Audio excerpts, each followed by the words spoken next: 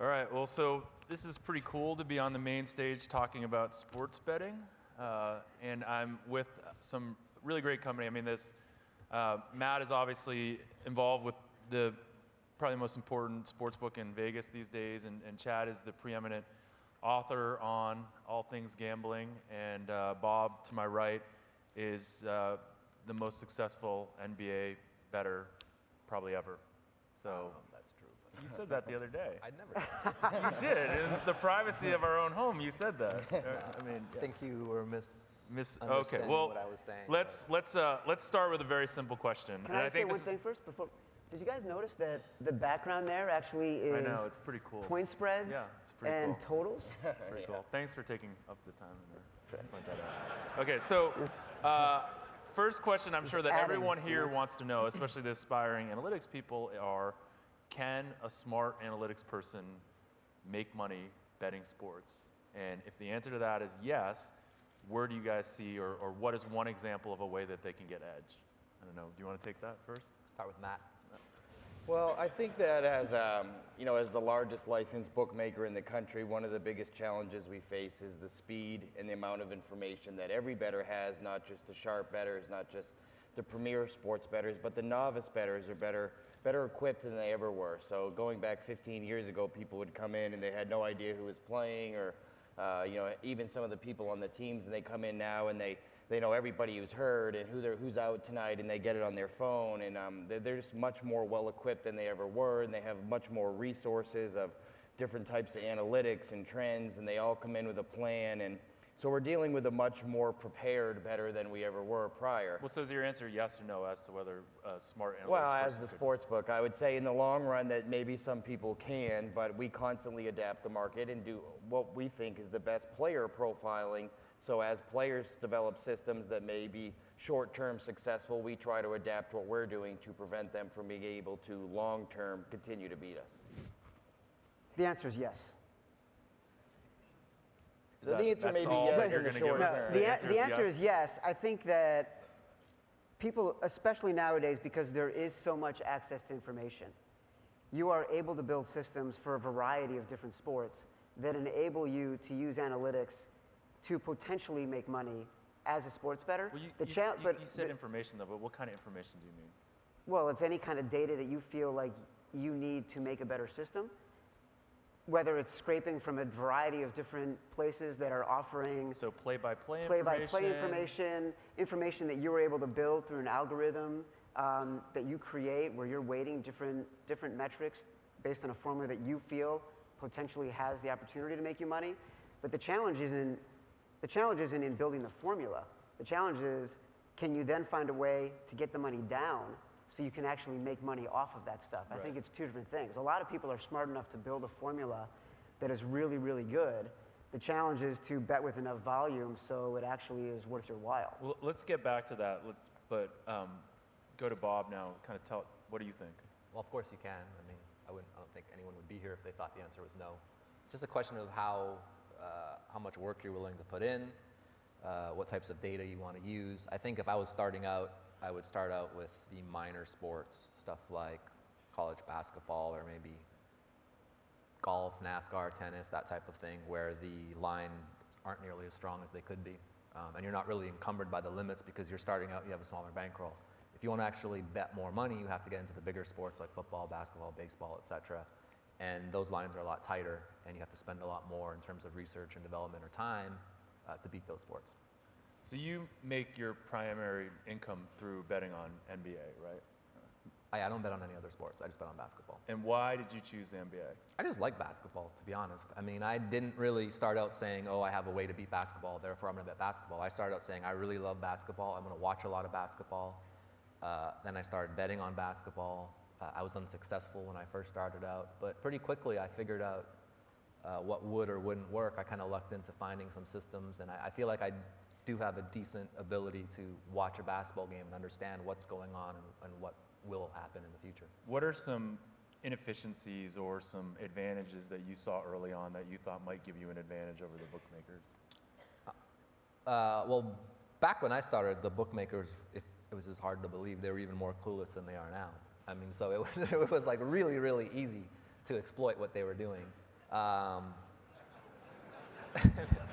Nowadays, the example is what? The halftimes, right? Just half times, but even spreads and stuff earlier on, there's just all kinds of inefficiencies that, it's tough to be a bookmaker. Just take that out of the way. It's tough because I'm dealing just in one sport, whereas a bookmaker's dealing in every sport, every game. So it is a lot easier to be the guy who's picking and choosing spots that are bad, versus the guy who has to post a line for everything and hope that every line is fair.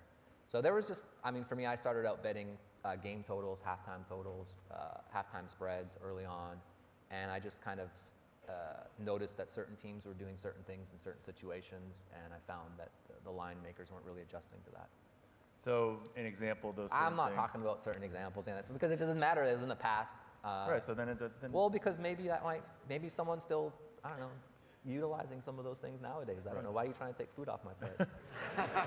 all these people showed up. They want to know some I don't things. know why they showed up. I had no idea anyone would show up. So I think it's true in this sense. To his credit, he's right. We have to post lines on every game, and what people need to understand is the myth that a sports book is trying to post lines that are there to predict the outcome of a game is wrong. We don't make lines to predict the outcome of a game. We make lines in anticipation of where the action will come on that game.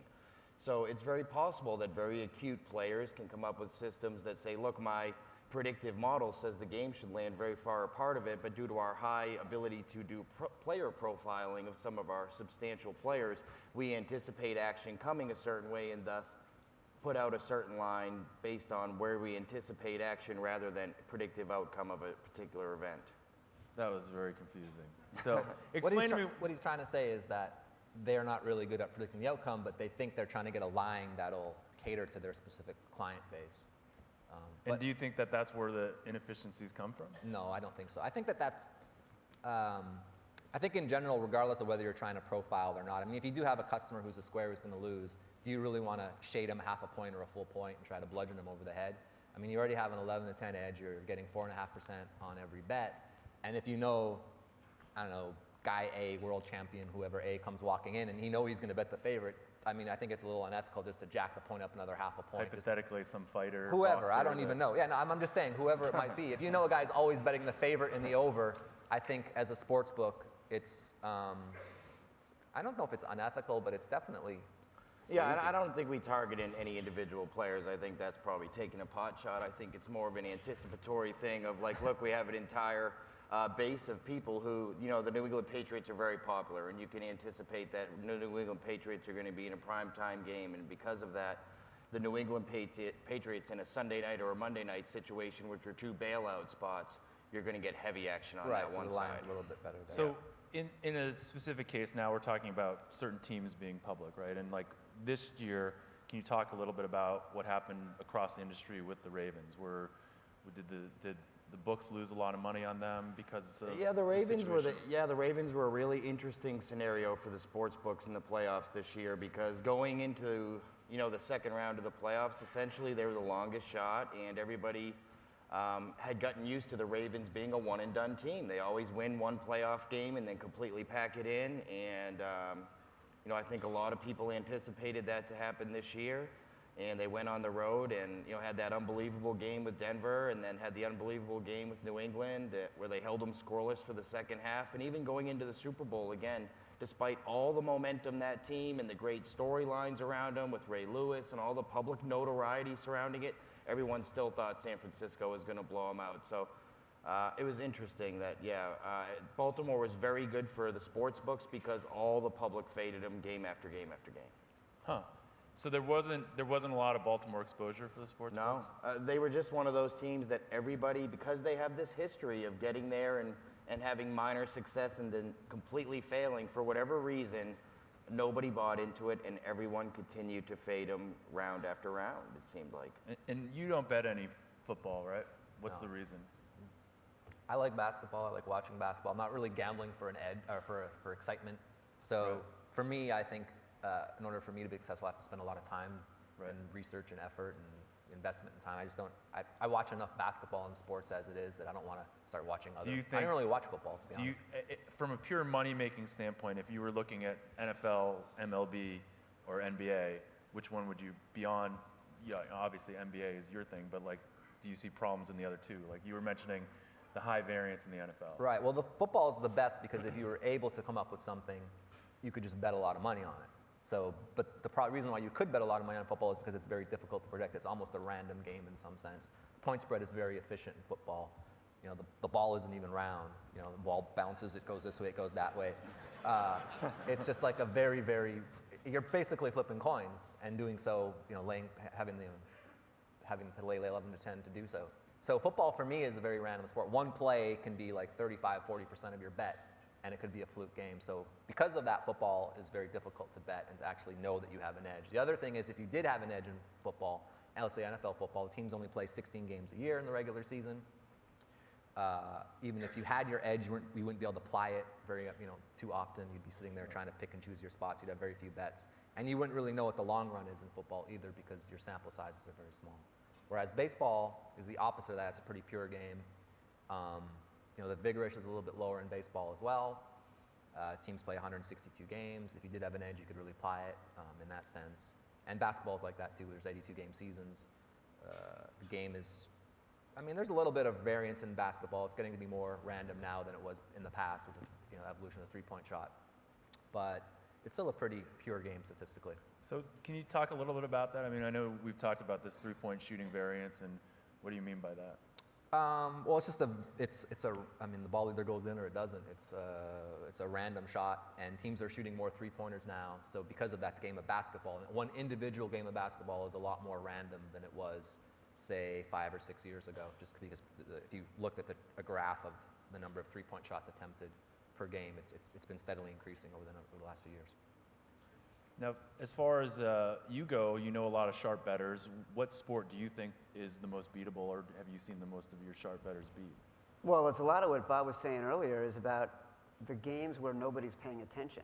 So college basketball has always been one of those sports where, because the bookmakers have a lot of other sports to pay attention to, especially in that November, December time frame, they have college football, they have the NFL, they have the NBA, they usually have hockey. It's hard to post all the lines for college basketball that they need to post given the number of games, the number of teams that are playing. So that's always been one. It's also one of those sports where Bob is a huge NBA bettor because he is a huge fan of the NBA. People who bet on college basketball professionally are often huge fans of college basketball. They love watching every single game, and that is one of those sports that you really have to work at in order to become a very good bettor at it. And it's a difficult one for the books to keep up with because there's all this other stuff going on, and there are changes day to day in those sports in the way that sort of 18 to 22-year-olds play in the game that you're not going to be in tune with if you're not watching every single game. So that's certainly one that a lot of guys I know look to find advantages in, but tennis is certainly one. MMA is one. Golf. It's like all these sports that are getting a lot more attention, and they are becoming much more available in terms of a market, are places where these guys are, bettors are going to be the first to market in finding the advantage. And so that's where a lot of them are going. I completely agree with Chad that college basketball in November and December presents the biggest challenge to bookmakers. With 350 Division I teams and teams playing a non-conference slate, so you don't always have historical data of these teams matching against each other. They often play teams they haven't prior, and so and your focus is so focused on college bowl games, which are creating so much attention and action, and NFL, which is winding down to the playoffs, and again hockey starting, NBA starting. Sometimes you can lose focus on some of these smaller conference schools, and I think acute players can probably. So if back to this idea of information and knowing information, are there examples, can you give us an example of a time when you've made a line and had to adjust it based on getting interesting information from a college place? Is there do you guys know what's going on campuses? College presents a lot of the stranger situations than some of the other, because there's so many teams and the information flushes out later than it would for NBA teams. If Kobe or something happens to him or any of these NBA players, it's immediately out there. As some of these college schools players get suspended or for all these rules violations. NBA players or professional players in any sport normally aren't suspended for rules violations. They miss curfew or they miss practice, and It's very common in college, and you're dealing with over 300 schools, and some of them have little to no media coverage, and so the information can come late, it can come slow. How do you get that information? Well, we get it from a lot of sources, as many as we possibly can. We have to leverage every resource that we can because, you know, the bettors have it. You know, someone has it. So, you know, we do our best to leverage every media outlet that we can and monitor as much as we can. But in college hoops, it's a very trying, difficult challenge for the sportsbooks. I know a lot of guys, you know, their Twitter feeds are loaded with the beat writer for every guy in every sport. They're going to the school newspaper websites in college basketball. And when you think about it, there are guys I know who they used to call the scorer's table before a game was happening to find out if certain players were playing and pretend that they were calling from another school, that they weren't really bettors, to get that information. Now you can get that information by just having a very active, voluminous Twitter feed. And so the ability to get all that, it honestly puts bookmakers, it should put bookmakers at a disadvantage, because if I'm a guy who's betting college baskets, I'm focused on that. I've been studying that all day. I'm thinking about that all day. I'm much more up to speed than the bookmaker's going to be. So these are like some subjective things that we're talking about, and I know that you do some subjective betting in your NBA stuff. How do you measure, or how do you balance subjectiveness with objectiveness? I think it's good to have a baseline objective number on any game, and then with that, you can use your own subjectivity. The thing that people, you know, they talk about having data and watching a games isn't necessarily having data, but actually seeing something happen that you've seen happen, watching that with your eyes, collecting that information, that's data. It's just a different type of data. It's something that you internalize. So for me, I like to have a number for every game, which is what we have. The model spits out a number. And then I just kind of handicap the teams individually, or I handicap the model if I know the model's bad at certain teams or better at other teams, or it misses something. Give me an example of something it's missed recently that you've had to correct. I wouldn't really necessarily say that, but if you take a look at maybe like a team like the Lakers, for instance, this year, okay, they started out with one coach, then they had an interim coach, then they got a new coach who, you know, if you were to watch, sometimes I like to watch the Laker games for every reason. It's like interesting to watch. There's a lot of information about them. It's always usually the last game of the night too, so you can I'm always watching a Laker or a Clipper game, and so. You get this new coach who says they want to score 100. He actually came in and said he thinks his team's going to score 115 points a game. So coming in, now you have all this data from the Lakers a number of years, but now the coach says that we want to score 100. So there's a difference in terms of the data isn't necessarily, the data you have on the old coach isn't necessarily relevant to what the team is now. Then even given the team now, they decided somewhere along the lines with that new coach that they were going to slow down. You know, Kobe stopped shooting. He wanted to pass. He wanted to get his teammates involved. So that's something that a model is not going to be able to catch up to that. But someone watching the games, really focusing on the Lakers or focusing on whatever team is changing their strategy, the day-to-day strategy, you can focus on that. And you can maybe have like a small edge doing that. When Kobe decided not to shoot for 7 games, what happened to their totals? I don't know offhand, but the games were a lot lower scoring. So it was just, I think, you know, when your number one volume scorer decides he's not going to shoot and pass, and you have guys who aren't used to getting the ball in situations, I think the scoring did go down. Whether the games went under or over, I don't know. But if I had to guess, I'm guessing the games went under the total. Do you think that bookmakers weren't paying attention? Did they not react, or? I was more talking to the fact that my model would spit out a number, and I would discount that and be like, no, this is a different team right now. You know, we predict the score is going to be 212 or something like that, but in reality, the right number would be 206. The actual sports books do a better job of recognizing those short-term trends than they do actually knowing what a good number is. So they'll overreact to short-term variance or short-term results. So my own subjective stuff in that sense would probably match up more with what the line would be, whereas you know, if I would just follow the models, you know, exclusively, we would have been betting overs in games where the Lakers weren't playing an over style anymore. I think that brings up a good point too. Like he said, you know, just even the Lakers in that very short-term period. But you know, we constantly have to deal with tons of things every year that make older data irrelevant or make you say, look, this number is no longer relevant, like rules changes and style of officiating when they incorporate new rules or style of play. And, you know, the rule changes in the NFL take a little while. Remember the hand-checking rule in the NBA? It had a great effect for a few months. Then they finally got used to calling it. And so I think it's really important that all those things are taken into consideration because your data necessarily doesn't.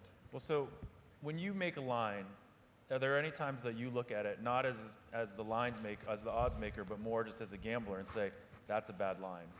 If I were a bettor, I would bet one side or the other. Sure, I think there is, but I don't necessarily know that it's a bad line.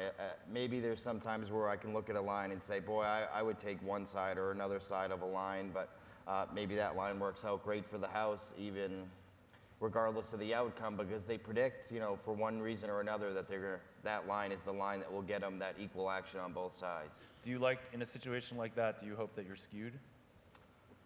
No, not necessarily. I think the goal is always, for the sports book, our perfect dream goal always has to be to somehow create equal action on both sides. And does that happen? No, not How normally. would you create equal action? That's on both right. sides? How How would you? you? So I'm just asking, how would you? Well, obviously there's a lot of ways for us. We can, we can move lines as much as possible, but moving, you can only move a line so much before you put yourself at adverse risk. So, you don't want to leave large middle opportunities and adverse risk or ARB situations. So, you just have to try to do a good job of player profiling and know, hey, if I move the line to X, player Y is going to come and take the other side. If I was a bookmaker, my goal would be to have as many decisions as possible. Yeah, I gotta say, it wouldn't even be close because you're getting, you might lose, you have all this unbalanced action, but you're getting 11 to 10. I mean, it's so strong. 4.55% on the game is so much better than, I'm going to move the line half a point now, and now your edge just went from 4.55 to 3% on a full game total because now the number could fall in the middle.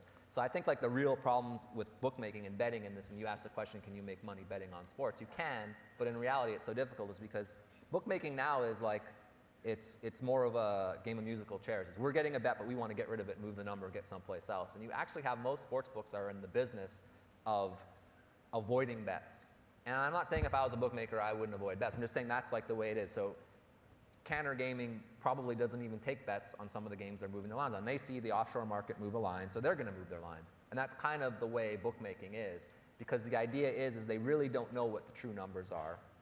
They really don't have this idea of player profiling. I mean, all that stuff is great, but in reality, the people making the lines are not in the United States. So the original line is originating offshore in Curacao, whatever, Pinnacle Sports. And then you have a bunch of sophisticated bettors who have smaller bankrolls who are willing to bet smaller amounts of money. They're hammering out the number so that by the time Cantor Gaming opens up or another sports book opens up that takes a big bet, the line is pretty good. So it's not the bookmakers who made the line, it's the actual gamblers who are betting into the line that have actually made the line, the actual opening line where you could actually bet a real amount of money. I think Bob is right that lines are basically now moving on what they call air. They're not moving on action. So Pinnacle puts up a line. 2 days later, everybody else is following that line, and they're putting what that line is. And then in 5 minutes, Pinnacle's going to move their line, and so everybody else is going to move their line across the board, because nobody wants to be the one who's vulnerable to getting that particularly big bet from a sharp, which is a professional gambler. I think there's a couple issues. One, I think bookmakers generally are too susceptible to what the sharp moves are, because more often than not, they're going to get a lot more money from the public than they are from the sharp.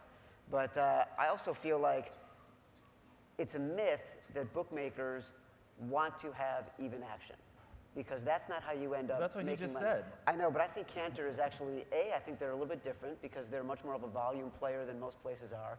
But B, most bookmakers I talk to, they don't mind having decisions. They don't mind being heavy on one side. They are comfortable making a play from one side or the other. They know where they're going to want to be heavy, and they're comfortable with that because you actually don't make a lot of money. You don't build the money you need to build just by winning 11 to 10 every day. Especially if you're moving your number all the time. You're taking a bet on a basketball game. You're taking a bet at -7. Now you move the line to -7.5, and you take a bet at +7.5, and you have an equal amount of money. You just went from a situation where you were had a 4.5% edge on one to now having probably a 2.25% edge on the two bets, because the game will fall on 7 a certain percentage of the time. Now, God forbid you go from +7.5 down to -6.5, and now the game line's 7, you lose both bets, and you're screwed. Right. And so I think the real issue for bookmakers is knowing when to move a line. Are you moving a line because the public's betting the game, or are you moving a line? If the public's betting me, I'm not a bookmaker, but if I was a bookmaker and I'm just getting a bunch of public action on a Monday night football game, I'm getting a lot of it, and it's not sharp action, and these are customers where if you're profiling your customers, and these are long-term losing customers or recreational customers, moving the line there is just brain dead, in my opinion. So you have a $150,000 decision on a football game. Oh, great, wow. 4.5% is such a huge edge. They're going to lose it back eventually.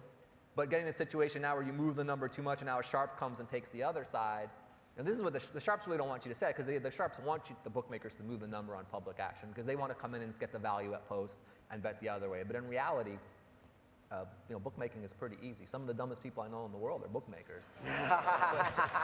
but they've been able to, not Matthew excluded, of course, but they've been able to just carve out this living by just having the best of it their whole time. And it's just like, you're in the gambling business and you don't want to gamble, and you have the best of it. That doesn't make sense to me. Well, that's I think the point is a lot of bookmakers, and I'm in agreement with you on this, do want to gamble. I think, with all due respect to Matthew, I'm speaking for But him, Matthew last year said they would take $1 million from anyone in the world if they just came to counter game and they weren't scared of anyone. Hold on one second, because I had in my pool the over/under on you. That's the only reason I showed up the here, by the way. The over/under on you bringing that Is- up was 25 minutes, so I think we're about there. But I mean, they said, counter gaming said they would take any bet from anyone for any amount of money. They're not scared of anyone. We have this Midas. It's the greatest thing ever. We make these lines. We're so good. We have all this data. We're the largest big licensed data. bookmaker in the United States. We Okay, take yeah, bigger bets than anybody in the United Okay, States but legally. so I what's mean, we could talk about offshore illegal sports, or we could talk about the largest licensed Okay, but what do bookmaker you in the take? United States. What do you take? It's different for every player. I mean, it's Okay, but different you limitations said on you would different take games. 100,000 from anyone. What in would the you take world. from Bob? Well, ask Bob what we take from Bob. 5,000, Chad. That's it. 5,000. A little less than 100,000, a little less than $1 million. But it's still a big bet. I mean, 5,000 is still a big bet comparative to other bookmakers. The Why issue would I you have take is more that- than $5,000 from Bob? It's not my decision what we take from Bob. But the Bob, issue isn't. if I was taking Bob's NBA action this year, I probably would take more than 5,000 from Yeah, Bob. maybe you would, but you still don't. Guess what? You still don't. So We probably should, though. well, let's do it right now. Let's come up to an agreement.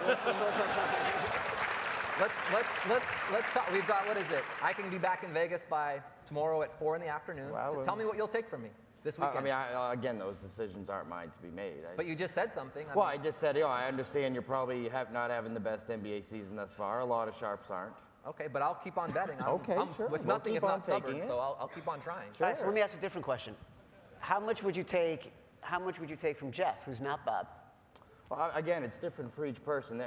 For each customer in each sport, and it also has not everything to do with the person individually as much as it has to do with the sport. A Sunday night football game where you're going to get millions and millions of dollars of action because the game's isolated and it's high profile and it's on national television means you can anticipate more money coming in on the other side or more money being distributed, which allows you to take bigger bets. It's not all isolated to a player. Back to what he was saying, which I find interesting, which is this idea, and if you read Chad's book, which is a great book, Thanks, buddy. It's a great book. You talk about this whole idea of bookmakers wanting uneven action and of, like you said, wanting to make decisions. Why don't you guys want to make more decisions? You just have a philosophy where you want, it seems like, and equating this to me, we used to talk about how the casinos were stupid for spending as much time as they did trying to catch card counters. Because the amount of money do that want we to take big them. decisions. They do. That's why they welcome someone who wants to bet 5. I mean, I give Canada a hard time. They'll take a small bet for me. But if you actually do want to go in and bet an ESPN Sunday night football game or Monday night football game, and you want to bet $250,000 5 minutes before post, they're probably one of the few places in the world that will take that bet. It. Yeah. So that part is. But that's a little bit different than we're not scared of anybody. We'll take $1 million from anyone to come on. Just say that, and then I'll have a little more respect. So there's a little bit of differences. They do actually want to gamble. I think Matthew was, I don't know, he's confused or if he was, but they do actually want to gamble. If you walk in there, if I walked in there and wanted to bet a football game on the Super Bowl or something, I'm sure they'd take like 255. I know a friend of mine bet $500,000 on the Super Bowl at Counter Gaming. So they do take big bets, but they take big bets on coin flips, not on games where someone has an edge, which is smart. Well, do you think when they take your $5,000, are they taking it because they want to use it? I think they're use the taking it information. because it would be really, really, look, bookmaking is a parasitic business in general. I mean, you have people who are losing and they're degenerates and they want to lose and they welcome those people. I think it's just a courtesy. It's like, hey, we'll take 5,000. We're going to lose a little bit of money. Maybe it'll help us improve our line. And so I think it's the least they could do is to take $5,000 from a sharp. It's the least you can do is have posted limits and take that minimum amount from everybody, no matter who you are. And I think that's probably why they do it. But sometimes we put when I was there, we would put the bet on the tablet and the little wheel would spin, and it would spin, and it would spin, and it would spin. And then the bet would get declined. That would happen like 30% of the time. And then during that period, the lines would move elsewhere. So there are some shenanigans going on sometimes. All right, so back now, you said you don't think that, you're not afraid of, you want him to bet NBA with you right now because you don't That's think what he everyone's said, having right? an NBA. That's This is just all what I heard. cool, That's but- what I heard from So someone. what have you heard in terms of NBA this year? Really, it's been an awkward season. So there's been some. As awkward as this panel right now? This is definitely not quite as awkward as this panel, but getting there, yeah. The Lakers are a perfect example. That team is flip-flop style of play, and at least 4 times this year. So, and there's been some strange sort of variance in some weird teams. Cleveland, when Anderson Varejao was there, and after, they can't stop anyone in the middle. There's just been some really strange variance. Like Bob mentioned, people are taking an inordinate amount of threes, which is more of a chance type play than normal. So as people take more threes, you have nights where you don't hit any of those. And I think what's happened with basketball this year is that, with there was, the Pinnacle, no one wants to talk about Pinnacle, but, Pinnacle had we're not allowed to bet in the United States of America on Pinnacle for a number of years. But this is the year where you really cannot bet in the United States of America with Pinnacle. So what's happened is that there aren't very many places where you could actually place wagers anymore. So if you're a sharp guy or you're my competition and you're trying to bet and you're betting at 7 o'clock in the morning, there's very few places where you can actually get a bet down. And I'm even doing the same thing. I'm not taking chances anymore. I'm betting with places I know my bets are safe. I'm betting smaller amounts because the market has just shrunk so much. There's really no advantage for me to try to take chances with bookmakers and try to I'm not trying to bet a lot of money nowadays anyways. I mean, I'll bet with like a reputable place like Cantor if they want to take a bet, but I'm not going to run the risk of losing, then run the risk of getting stiffed. So I'm just happy making smaller bets. And I think a lot of other people are also happier making smaller bets. They're happier betting. If you look at the overnight lines for basketball, they're moving a lot. And so if you could bet the opening line that the bookmaker comes up with overnight, I mean, if I could bet that number, I would have a huge edge. But I could bet like $1,000 on that number. It's not something I would be interested in. I'm more waiting till the morning of the game or whatever. Then I can bet, instead of 1,000, I can bet maybe a little bit more.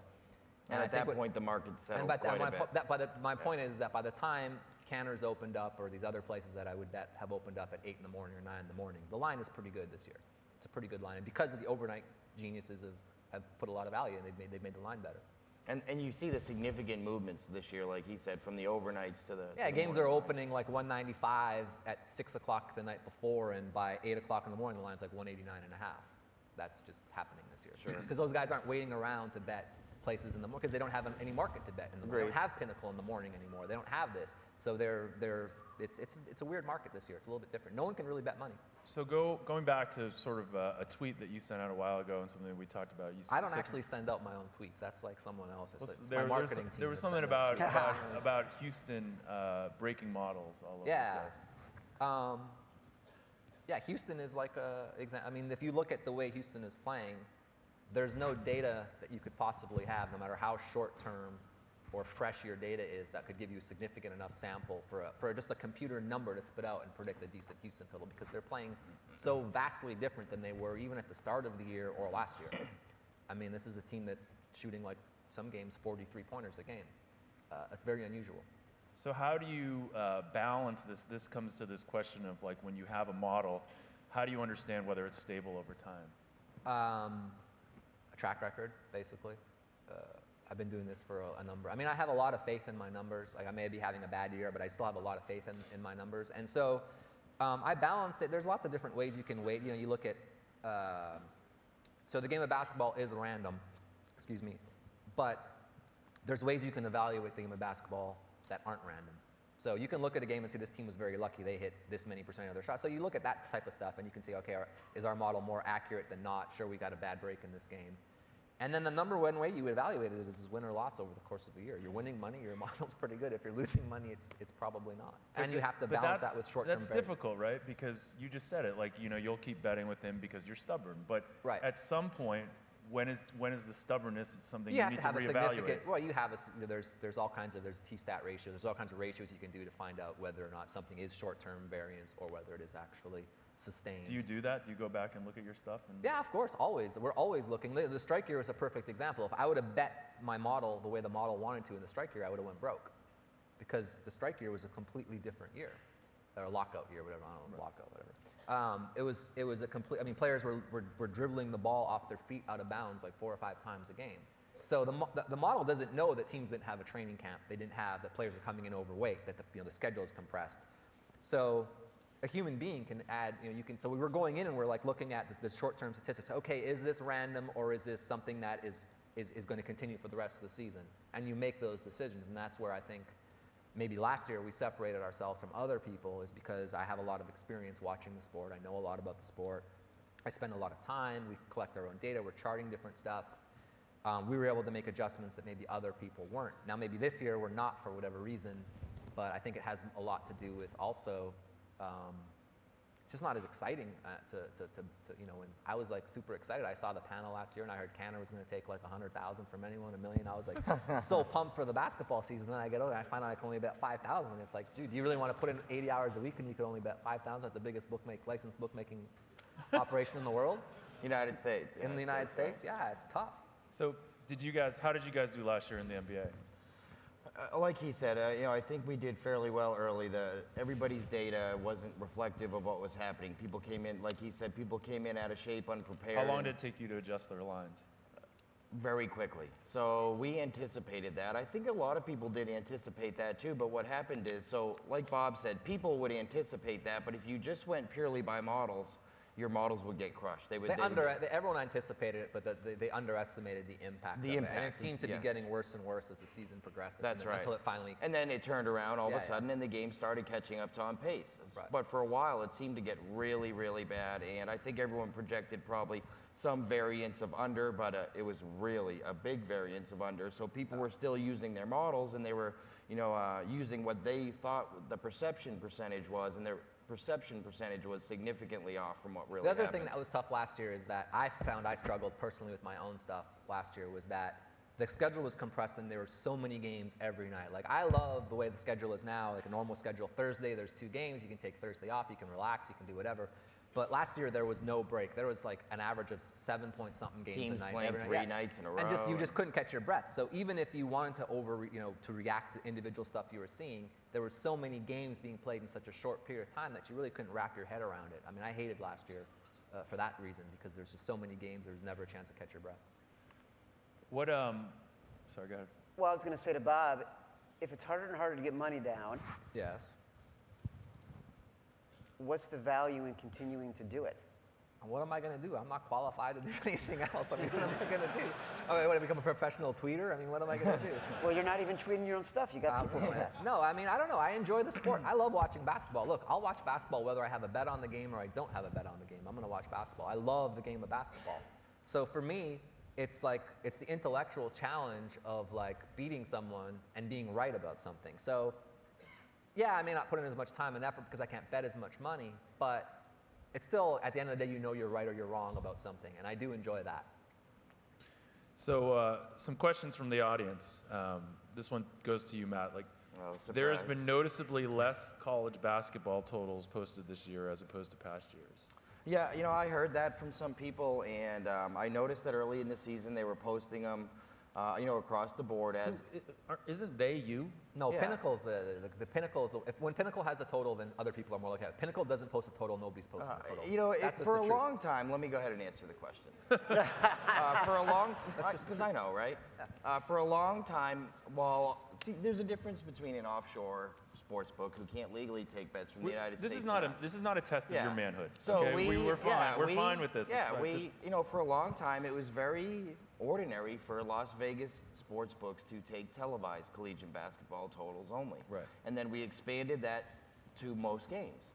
I think because they continue to expand the amount of conferences, that workload has got to be really big, and it's not attracting the attention. So when an average tourist comes in and he wants to make a bet, he's not betting Wolford Furman under 138. The reason why is because they can't make money on them. Right. Yeah, it's just they're hard to make a line. There's no demand. It's hard to make a line. The only people who want to bet it are the guys who ask for it. Well, I was That's going to say, right. the demand is from the professionals who they're Right. going to lose money to. What percentage of money that you guys receive is from professionals? Well, that's an interesting question because it's how do you determine a professional? So if a professional is someone who only makes his money betting, How about a sharp rather than a professional? I think a sharp's a better question. Yeah. And obviously we get more bets from the public and more the amount of money bet is bigger with the sharps. Let's just put it that way. I can't give you the exact. Well, do you mean the amount of money per bet? The amount of money per bet is significantly higher with the sharps. The sharps are betting the limit, whatever the limit the That's sportsbook right. posts. Whatever and we'll give to each So individual. what they always percentage want. is this? Because it's very interesting to me that you put so much effort into the sharps, so that must be a high percentage of. I don't know that we put as much effort into sharps as you think. I think we really put an effort into anticipated handle on each event. So if we think one event, a college basketball game, for example, using that same Wofford-Furman example, again, that's probably a 95% sharp game. Only 95% of the it's action just you get public on it money. will be sharp. No, the general public isn't coming in to bet Wofford and Furman. So Not when you all the post those Wofford games, alumni. when you post that game, you're getting 98% sharp action, where the New England Patriots versus the San Francisco 49ers Monday Night Football, you may get 80% public Yeah, action. So, I mean. When you guys started out, though, I think you had this idea that you were going to take on the sharps, and you thought, and I think what happened is you realized how difficult it is. It's difficult. Sure, of and course. I think when they did open up, they were talking about they would take this amount and that amount. But I think over time they just realized, why are we beating our head against the wall? We've got all this overhead. We've got all these people working for us. It's. I mean, look, in Vegas isn't really built on trying to. You know this from blackjack, catering to professionals. It's not really. Well, I mean, like if someone would let me bet $5,000 on a blackjack hand, I'd be really happy. Right. So I can't even Yeah, get but how down. many blackjack hands are you playing an hour? He's not allowed to play blackjack anymore. Well, I'm just saying, blackjack is different because 5,000 a hand versus 5,000 a game is completely different. I'm betting on 3 games a night. Yeah, if you but only play 3 blackjack so- hands, but what you a night, said, you wouldn't be so excited. What you said to me is, I think, really interesting, right? You said that the courtesy that they have to let you bet, right? Right. But the casinos have zero courtesy to let us play blackjack. Right, well, I can't play blackjack anywhere. Right, that's a joke, I think. But I'm just Yeah. saying, it's So when you open your casino, can I play blackjack there? Sure, absolutely. All day. See, there we go, all day. We heard it again. You make your $1 million bet, I'll go play blackjack at his casino. So some more questions from the panel, from the audience. We're talking a little bit about baseball having less vig and lots of games to bet on.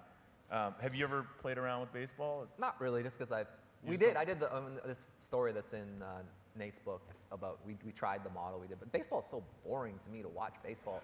I mean, and the games start at 12 o'clock, 1 o'clock, 2 o'clock, 3 o'clock. It's just like all day nonstop. So we did do baseball model. We tried it. There was like an error in the code, and basically that once I saw that error, I was like, hey, enough of this baseball. I'm just like completely done. We stopped betting baseball, and I have no interest in getting back involved. It in also is baseball. just a hard thing to keep up with. I mean, you need to know The people the on the internet relievers, have the really solved pitchers. baseball. The sabermetricians on the internet have really done a good job of solving. I mean, the vig is lower, but the people on the internet, like whether it's these websites like Fangraphs or whatever, all these sites, the book that the guy you talked about, Mickey, wrote, they've really done a good job of really illuminating to everyone what the value of a baseball player is. And that's kind of like the worry with basketball when it gets to be that way. I think maybe I might have to pick up my ball and go home because everyone has basically educated everybody. And it becomes difficult. So when you think about baseball bettors, do you talk to many of them? Has the edge disappeared because of the public knowledge of Oh, no, not at all. No, because you still need to be paying attention to it every day. If you want to be a professional baseball bettor, you need to know what the guy did the night before, especially when it comes, middle relief is so important when it comes to baseball, and what is happening with a guy from one night to the next night, and what is happening over the course of a series. If you miss a night, then you're at a disadvantage. So no matter what the stats are saying, this is where it comes in. So Some you're of the- telling me some of that the, some of the subjectivity Right. that Bob is talking about, sort of where you need to see things and relate them to the objectivity that you know from a formula or from whatever Fangraphs or whomever else Right. is spitting out. You need to be able to calculate what that is from an instinctive perspective. So the middle relievers you think are important in betting baseball? It's hugely important. So I think a agree. bullpen in the is sims, hugely the important. simulations people do, they guess what middle relievers are going to The come very in. best people at betting baseball aren't necessarily the model builders, but like Chad said, the people that watch every night. Because that team that uses up their bullpen, that goes into 13 innings or gave up a bunch of runs early and then had to use them again the next day, that third day they're not even available. You bring some guys out of the pen you just know aren't good. There That's are guys why- beating baseball using That's the right. model. There's There guys are, that beat and they're baseball with every year. But it's not me. I'm not doing anything. That's why a lot of guys now, I was talking to a guy before, he's like, I'm just betting the 5-inning line because it's like you're not getting into the bullpen. You're sort of dependent on that's where you can focus on what the starting pitching is. I know that's what makes baseball unique, is the entire starting line is based on starting pitching, but the bullpen has such a high impact. Basically, the first 5, if you go by the average of what starters pitch, the first half of the game is the starters, and the second half is a bullpen, and the bullpen isn't necessarily a very large variance in the line that's produced. So, considering they have an impact on almost half the game normally. Baseball is also hard because it's a money line. Generally, people are generally betting the money line. If you're betting the favorites, you got to bet so much more to make a little, versus you got to really find that opportunity in the price to actually make a living at it. Well, so that brings up a good question, which is, and I'll throw this out to any of you guys, are there any, historically, have there been any sort of systemic advantages to betting certain types of bets? I.e., like, is it always good to bet a double-digit dog in the NFL? Or has it been, Historically. what's that? Historically, all it those is. things I think in the past have, the funny thing is like the message boards with the internet, or like you used to be able to make money if you bet just underdogs in baseball in like 2003, and all you bet were underdogs, and you got the best available price betting every underdog in baseball, you would make money. Not even the best, but just like an average of close to that actually made money. But as time goes on, people just become so sharp, and there's so many database guys who look at stuff like this that I think most of those edges have gone away, and the ones that are left, it won't be too long before they're gone as well. Are there any left that you know of? If I knew, I would tell everybody here, of course, so they could all partake in the riches of sports betting. There you go. Right. But even look at the NFL this year. I mean, we were talking about this last night in our secret conclave where we talked about the real stuff. That this year in the NFL, you couldn't even depend on if you had a double-digit, if you had a 7-point favorite in the NFL and they were winning by 21 points in the fourth quarter, you still weren't done sweating that game. I mean, there was no real comfort level. What do you attribute that to? The ball is shaped very. No, you know what it is. I think you can attribute that to analytics a little bit. Like in the old days, the idea that these coaches were very, they're still conservative in football, but in the old days you have people. If you're an underdog football team or an underdog basketball team, you almost have to take a high variance approach to win. That's the right mathematical game theory optimal way to play most times. And people weren't realizing that back in early 2000s. They were playing not to lose the game and to keep the game close. They knew they weren't going to win. And if you were to ask an average coach, you've got a 30% chance of winning this game, but when you lose, you're going to lose by 15 plus. Or you have a 10% chance of winning this game, but when you lose, you're going to lose by 6. I think most coaches back in the day, and still maybe even still to this day, would say, I'll take they may not say it, but they'll play the strategy where they lose by less, but it gives them the less opportunity to win. Whereas I think in football now, teams are taking a lot more chances. They're taking more of a high variance approach. The game is changing a little bit, especially in college. There's a lot more innovation in college football than there is in the NFL. And I think the passing has something to do with it. Yeah, don't you agree? people I mean, are they just throw the ball so much. These teams, you used to have teams that really knew how to run the clock out in the fourth quarter, pound the football, power run the football, and now everybody's offenses are so geared toward passing that you get in the fourth quarter, you tell them to run the clock out, and they're like, how do we do that? Can't even count on the Patriots to do that anymore. no. No.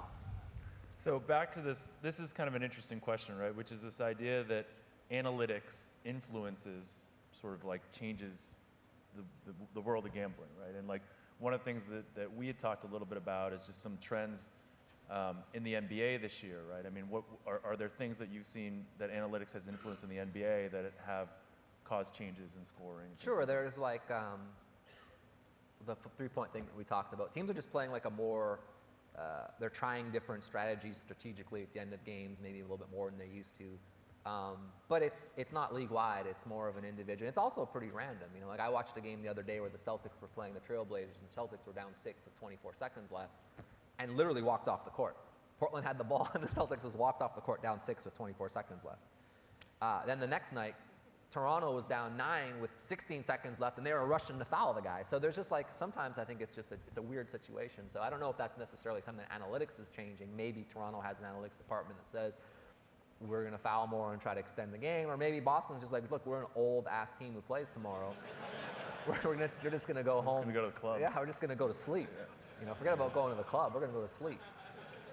Do you see changes, like specifically around the NFL that we're talking about? We've all said it, right? Scoring's up. I mean, Yeah. you don't need to be A a genius, saber, yeah. to know that scoring's up. Do you see that trend continuing? Like, how have you guys adjusted to that? I mean, Like Well, there's it's certain teams like the Saints and the Packers and whatnot. I actually do think it will continue to trend up for a little while. I mean, how much can it trend up? But they just continue to make rule changes every single year to give the offense more advantage and affect what the defense can do. And some of them are genuinely made for safety. And I think they're all actually genuinely made for safety with the NFL and the scrutiny that they're under now. But some of them are giving a real detriment to the defense. And the problem with the defense is they've been taught one way their entire careers, and suddenly they're inflicted with these rules changes that affect the way they tackle and cover people and when they can put their hands on them, and it's giving a lot of advantages to the offenses, and we're seeing it in the passing game.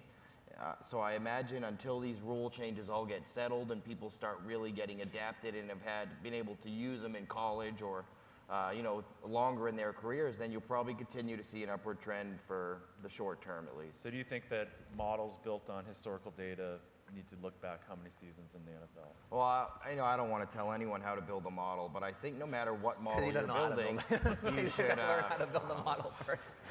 You should probably, how you weight your older data is, you need to be careful how you weight your older data. Right. And, especially in the NFL, which is a rapidly evolving league, I think Major League Baseball stayed fairly consistent in what they've done. They don't have a lot of rule changes. The umpires, the way they call balls and strikes, haven't changed much. So your model's probably stayed fairly, viable over the last 5 years. But if you had a 5-year equal weight model in the NFL, you'd be like, oh my God, it'd be The issue all also over is the place. your 5-year model in baseball is going to have 5 years times 162 games. That's right. Per team, whereas the 5-year model in football is going to have 16 games. So how would you advise someone To build a model in the football? I'd do the thing where they put the dog food out and they give the dog a chance to see which ball he wants to come out. I mean, the NFL to me is just so random. I don't know. I'm sure people beat it and they're really good at it, but to me it's the most random. I watch the game and it's the most random thing ever. Well, you know what's interesting that people do, and I don't advocate doing this, but they base they build models around situations.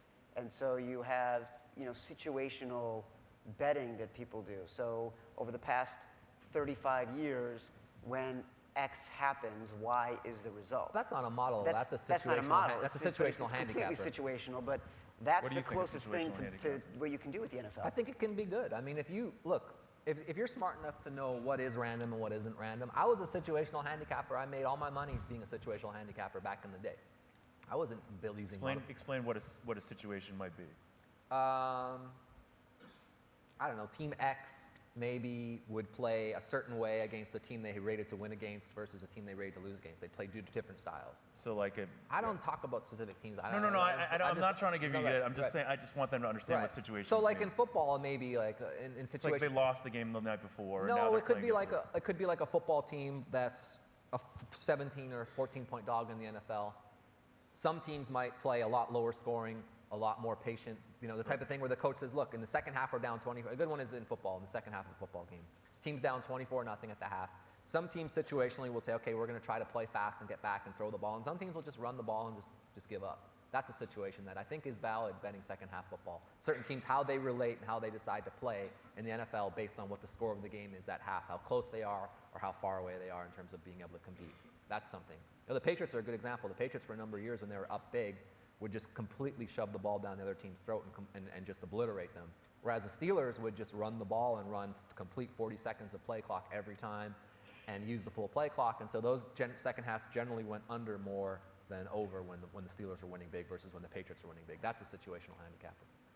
Do you guys worry about, or do you have situational stuff in your models much? Yeah, second halves are really, I think halftime wagers, especially in the second half, are obviously the most vulnerable situation for sports books. And like Bob mentioned, those games where the first half is way out of whack with what the whole game line should have been is where you can become vulnerable and you have to kind of make a gauge as to what's happening in the game at that point. It's very tough to make a line, too. You're having to put the line up within 35 to 40 seconds. That's and then the bettor can sit there and wait 15 minutes to decide when he can do his research and decide whether he wants to make a bet. I thought that was nice of him that he supported you like that. Yeah, thanks. We're warming up to each other. We're warming up to each other. We just met yesterday. I think he's a great guy. I'm just disappointed because I literally flew all the way out here because I saw this To panel. bet $1 million. The guy said he would take any amount of money. I was like, I gotta come back from Europe and get to this panel because I might have to move to Vegas, move back to the United States. Forget about Europe. I was hoping you'd bring like a case. I'd have to borrow. I'd have to find some investors. He already said I'm losing all my money this year betting on basketball. So I'm hoping to meet someone here We who could will take up a bankroll me. collection right here. Does any audience people have a question at all? I guess he does. This is for the football guys mostly. With the trends the last couple of years, do you think that giving a home team 3 points, the strategy is antiquated? It seems like more and more road teams are coming, especially. So Are the you question, talking hold on. just NFL? The question is the the traditional 3 points for home field, is that an antiquated notion now? No, I don't necessarily. Maybe in the NFL, it seems like it in the last couple of years, it sort of had an abnormality in the amount of road teams covering against favored teams, and the distinction may be out of line with what a longer model would produce. But I think in collegiate football still, I mean, there's nothing like a home field advantage. I think in the NFL, the answer is yes, depending on the team. The home field for the Jacksonville Jaguars is not worth 3 points, but home field for the Packers is still worth 3 points or maybe more. And I think that what you're seeing is certainly bookmakers I talk to are understanding that a little bit more, and they are weighing that a lot more heavily because they recognize no one's going to those games, and there's no advantage to playing at home there. So why automatically give them the 3 points? They're being much more proactive about that. What sports scare you the most?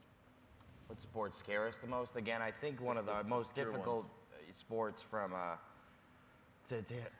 us and our biggest challenge is probably collegiate basketball in November and December because these teams are playing out of conference schedules, which are normally against teams like they have no history of playing against, and our focus is so dispersed amongst it's the time where on a Saturday you could have 300 games between hockey, NBA, college basketball, NFL, college football, and you're just spread so thin, and that's probably one of the biggest vulnerabilities. And while I know Bob mentioned golf and NASCAR and MMA, and Limits are so small. So if the limits are small in sports like golf and everything, so there's risk for people to be able to beat golf, MMA, boxing, NASCAR, and that kind of stuff. But obviously the book, does a risk analysis, and they just take smaller limits in those cases. Any other questions from the crowd? Yeah. Someone in the red over there. Yeah, go ahead. I don't think he's going to answer that question. What's the largest bet you guys have ever taken? I'm not allowed to talk about any individual bets. $1 million. Any other questions? How does the book adjust to in the NFL? You offensive coaches like Trustman or Chip Kelly that really don't have any historical base to. So the question is, how does the bookmakers, how do they adjust to new coaches that they have zero data on? Yeah, well, I think the book's under the same challenge as the bettors at that Yeah, they point. make a guess. That's right. And they go from there. They rapidly adjust it based on the money coming in and the results. That's right. Sorry. I wanted a question from Good me, enough. and then they Yeah. gave me a Go ahead, question. take it. I mean, that's pretty much it. Well, how I do mean, you adjust to new coaches? I mean, Same thing. I make a guess, and then I use my opinion, and then as we start getting more data, we start using less and less opinion, more and more data, Right. and then go from there. So last question for you, Bob. Or for anyone actually, what do you think that teams could learn most from professional gamblers?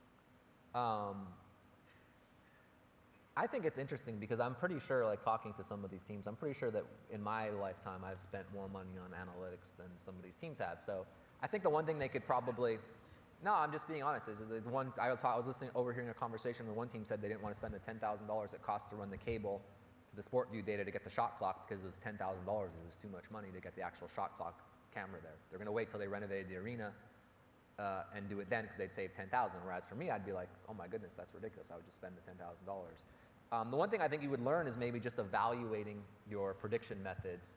All these teams are running models and doing stuff. They need some way of evaluating it, and a good way of doing that is to evaluate against the point spread, is to look and see if they're able to come up with a model based on players' worth and then test that against a point spread, and they're actually able to break even or do well against it, then they know their model is probably decent. That's cool. You guys have any thoughts on that? Yeah, I mean, I think that there's some things to be learned from it as far as, also fraud prevention and issues like that, where teams, as we look at games that are attracting abnormal amounts of action. Why? Why does money suddenly come in on a game? And is it injuries or is it data? Or, because it's interesting sometimes, why does money randomly come in on some of these games that normally aren't bet or you don't anticipate getting them on? And, I think that, that stuff's probably helpful to them as far as why are people betting on your team? And, is it because of the players? Is it because the team's hot? Is it because everybody loves LeBron? Or It is interesting after the trade line when a team acquires a player to see how the perceived value of the team that they might have varies from the actual opening line. That might be something Milwaukee's a perfect example of that. I mean, because the trade deadline was so quiet this year, Milwaukee acquired J.J. Redick. Suddenly, Milwaukee became like a talked about team where he's seeing a lot more action on Milwaukee. The futures prices dropped on him, and it's J.J. Redick. J.J. I mean, Redick? It was J.J. Redick. I'll give him this to wasn't Josh Chad's Smith, it was middle J.J. relievers. Redick. Okay, thanks guys for the time.